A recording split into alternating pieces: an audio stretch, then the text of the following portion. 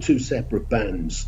You've got Herman's Hermits starring Peter Noone, who were touring the USA and Canada, 13th of January, well, most of the year, 13th of January through the 3rd of October. And then you've got the Herman's Hermits, well, not technically the original band, but you've got some guys who were in early versions of it. And they've got dates in the diary from the 13th of January to the 12th of January 2019. And that's the UK, Norway, Europe, Australia, New Zealand, and then back in the UK. So they're a busy little band. So they started their tours on the same day, or is it the same band and they split up here and there as they go?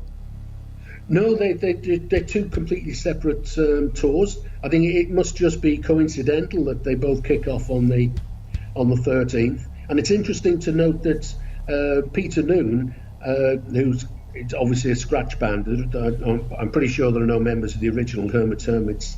They're just playing in America and Canada. And the other Herman's Hermits are not playing in America. I mean, Peter Noone was the guy that really found great success. He had one or two sort of novelty songs, I'm Henry VIII kind of songs. I remember that tune. Yeah, he was very popular in the mid-60s, well, and the late 60s and onwards. And speaking of the late 60s, the Animals. Oh, absolutely. I mean, the original guys, Alan Price, Hilton Valentine, John Steele, and Eric Burden.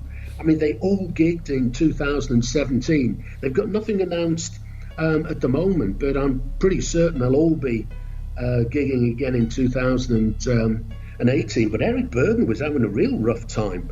In 1971, 30th of January, he collapsed on stage. That was the period when he was working with War. And he was still pretty depressed after Jimi Hendrix's death. He was a big friend of Hendrix. I mean, Hendrix actually jammed with him at the last time Hendrix ever played was at Ronnie Scott's club in London when he jammed with Eric Burden. And Eric Burden was one of the first people around to Hendrix's apartment when he died. But he'd been unable to make it through a show a couple of weeks earlier, and he actually parted company with War around that time. But at the same time, he's in dispute with his management company and his record label, MGM, and the IRS were also chasing him for unpaid taxes. So he was having a hard time there, man. You don't want the IRS coming after you. Oh, gosh, no. On top of everything else, management suing him, record label suing you. MGM, what was that? Was he part of a movie or something?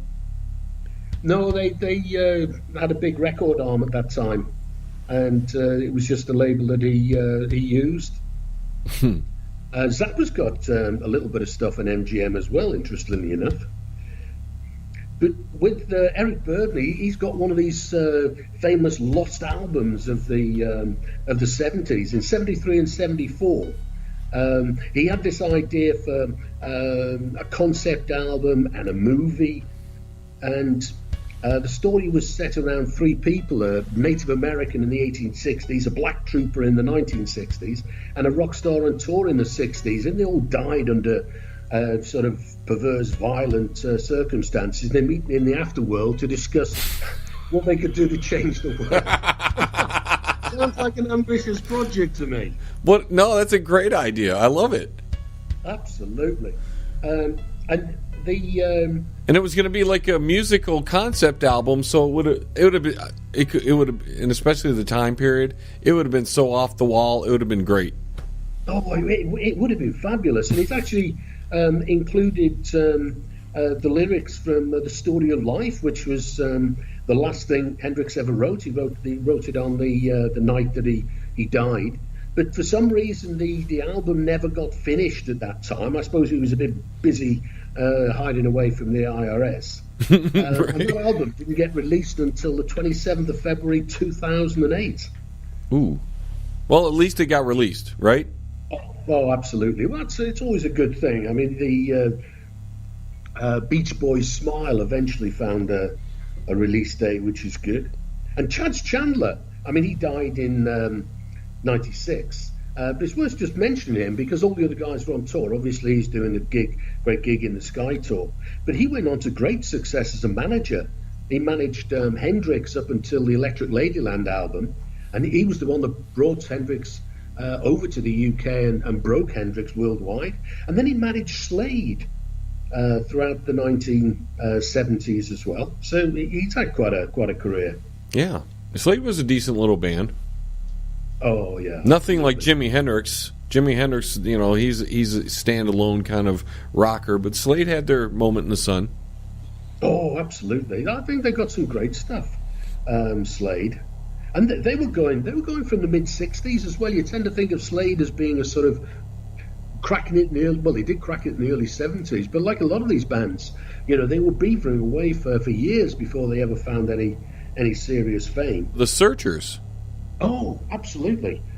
I mean, they're well worth a mention. They were one of the most successful of the Merseybeat groups. I mean, the reason I mention them is on 27th of February 63, they were supporting Gene Vincent in Hamburg. And that was a training ground. These British beat bands, most of them spent, the early years regularly playing in the nightclubs in Hamburg, in the red light district. That was the Star Club, right?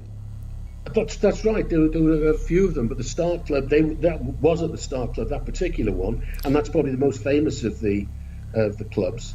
And there was also a band called the Dakotas on the bill, who later became a backing group for Billy J. Kramer. But the Searchers' name was inspired by the John Wayne film. They had a great hit with Needles and Pins, and it was written by Sonny Bono of Sonny and Cher fame. Before he went to become a politician. Absolutely. No, he was a man of many talents. And that made 13th on the Billboard, right? Yeah, that's right. Not bad. Oh, they had a lot of success. The Searchers, they had, I can't remember offhand, but they had 7 or 8 or more, maybe more hit singles in America across that period, 64 to 66, 67. And they're interesting because they're on tour now. And a couple of the virtually original guys are with them. Frank Allen, who replaced Tony Jackson in 64, and John McNally from the original lineup.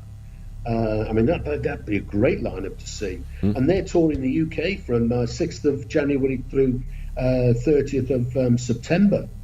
But the interesting band, in 1985, Mike Pender, who was one of the originals, he broke away from the Searchers, and for some reason he formed his own Mike Pender's Searchers. So he could play the same music over? He would play, because a lot of them were lead singers. They sort of exchanged roles, as it were. Yeah, so he would play a lot of that same material. He's on tour at the moment, 23rd of February to the 9th of June. And that Dakotas I mentioned at the beginning became Billy J. Kramer's backing band. They're on tour as well, 13th of January to the 17th of February 2019. Whoa, that's a long tour. They've got a lot of activities. I mean, it's always worth checking the website for dates, even outside of the dates that we talk about on the show, because most of the time additional dates are being added in. It's surprising just how many of these bands from this era are still very active. And with the whole nostalgia thing that sort of came through the 80s and 90s, a lot of the original members are playing in these bands. And a lot of sort of original guys for other big-name bands are also then playing in what would be other people's bands, as it were.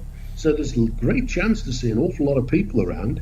And you leave a lot of these links to these websites on your page that you have on your website for tonight's show. Oh, absolutely. There's a permanent page on there called Who's on Tour. And what I do, I update that each show with new people and amend the tour information for the people that we've talked about before. But what's really interesting is I very rarely take anybody off it. It's very if nobody's touring at a particular point, then I will take them off the list. But very few actually come off, and most of the ones that do come off, like Paul McCartney, had to take off because he's got nothing in the diary. But there's just loads, and it just gets, every time we do a show, I add another 6 or 8 or 9 bands to the list. It's getting to be quite a page now. And like you said, you took off Paul McCartney, but there's chances are he's going to come back. I haven't heard that he's quitting yet. Oh no! Although Rush, Rush just came out and said they're done. Yeah, I know. Yeah, I saw that. That's a shame. I think they've got some illness in there. I think it's one of the problems. Yeah, with Rush. So we're at the end of the British invasion.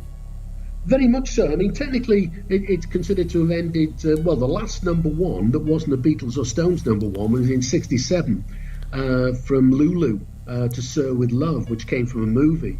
And then it was in the 4 years before, apart from the Stones and Beatles, a Brit topped the American charts, and that was Rod Stewart's Maggie May in late 1971. Yeah, he's big around here, Derek. People love Rod Stewart around here. Yeah. Yeah, he's had a tremendous career. He really has. But one of the bands that really sort of epitomised what that era was all about was the Byrds. In October '64, and that very much is the height of the so-called British invasion. A lot of American bands were finding it difficult to get airplay, and the Byrds decided to cut. They were called the Jet Set, and they released a single called "Please Let Me Love You," and they changed their name to the Beefeaters to sound a lot more British. Didn't actually do them any good because that wasn't sort of sank without trace. Maybe they should have called themselves the Vegetarians. Maybe that would have worked better. Yeah, I'm not sure vegetarian. That would have worked out these days. Maybe that's more for these times. Absolutely, that would probably be a very popular name now. But what happened was, by the time we get to mid-65, and the Byrds were one of the front runners in sort of leading the charge with new American bands very much coming to the fore. On the 12th of April, '65, they released Mr. Tambourine Man, and that became a Billboard #1. And it was 65, early 66 that this whole new wave of bands appeared. I mean, people like Frank Zappa, Grateful Dead, Jefferson Airplane, a whole raft Doors, a whole raft of Velvet Underground, a whole raft of new bands came up. And then what happened was that in the UK then it sort of morphed into the harder edge of people like Cream, people like the Yardbirds and the Animals, who've been very, very much promoting the American R&B music. That really hardened with the likes of Cream in '66, and that's very much when the music morphed into rock music. Where do you think you're going? The John LeBang Show will be right back. So grab a beer and a smoke and sit your butt back down. Stay right here. Fans, do you need a video for your brand new song but don't have a lot of money? Then contact John LeBang. His reasonable rates, professional look, and fast turnarounds will help get that song off the ground. Contact him at jlebang.com. If you want to contact the John LeBang Show, feel free to send an email to jlebang@live.com. And if you're on Twitter, look him up at John LeBang. And don't forget to go to his Facebook page at The John LeBang Show. Banger. Now here's John. Now going back to Mr. Tambourine Man just for a moment. Yeah. It's written by Bob Dylan. Now, did he write it for them or did he put it out first and they just copied it? Because 65, that's on the edge of his when he started, right? Oh, yeah. Well, he'd had a couple of albums out by then. I think it was on his second album. But it was very much a Bob Dylan song. But interestingly enough, the Byrds actually recorded a lot of Bob Dylan material about that time. Everybody loved them. The Beatles loved them. Everybody wanted to be with Bob Dylan back then. Oh, absolutely. I mean, he was someone that was very much running parallel. And I say, there were a number of American bands and music. And what happened as well was that soul music. We mentioned Tamla at the beginning of the show. That didn't have a problem at all with finding new people and having a string of hit records right from the very, very early 60s. And what really happened was that, if you like, the sort of R&B blues music from the 40s,